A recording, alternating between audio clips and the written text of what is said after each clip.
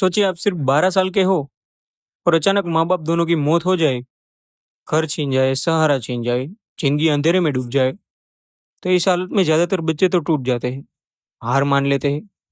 लेकिन हेंस वेल्सडॉर्फ, जिसने आगे चलकर बड़ी सी रोलेक्स दिग्गज कंपनी बनाई, उसने हार नहीं मानी।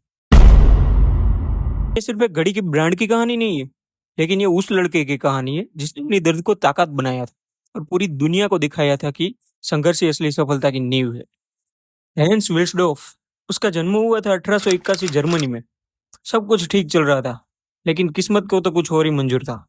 सिर्फ 12 साल की उम्र में वो बच्चा अनाथ हो गया। जवान होते ही हेंस ने स्विट्जरलैंड की एक घड़ी बनाने वाली कंपनी में नौकरी शुरू कर दी।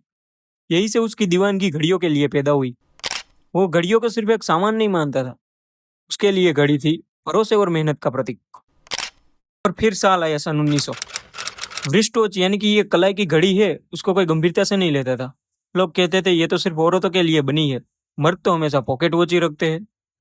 लेकिन हेंस ने भविष्य देख लिया था।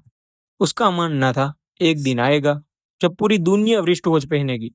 लोग हंसते रहे, मजाक उड़ाते रहे, लेकिन हेंस ने अपनी दृष्टि नहीं छोड़ी थी। फिर आया सन 1905। सिर्फ 24 साल की उम्र में हेंस ने लंदन में अपने साले के साथ एक कंपनी शुरू की और उस कंपनी का नाम रखा विल्सॉफ एंड डेविस।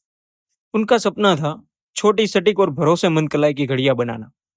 लेकिन हेंस को पता था कंपनी को चाहिए एक दमदार नाम, छोटा, याद रखने में आसान और हर भाषा में बोला जा सके। और 1908 में पैदा हुआ नाम रोलेक्स। लेकिन आगे भी सफर आसान नहीं था। लोग वृष्ट वॉच पर भरोसा नहीं करते थे, कहते थे ये कभी पॉकेट वॉच जितनी तो सही नहीं हो सकती ना।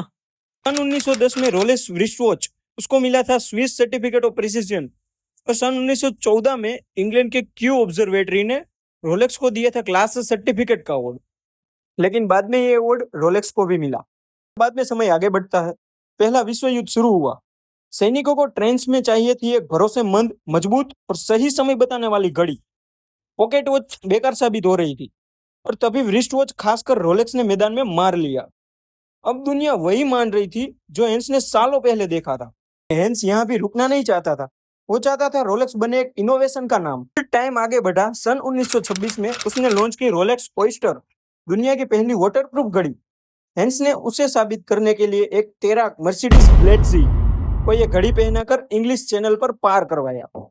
जब वो पानी से बाहर निकली, घड़ी तब भी बिल्कुल सही चल रही थी और इसको देख के दुनिया दंग रह गई।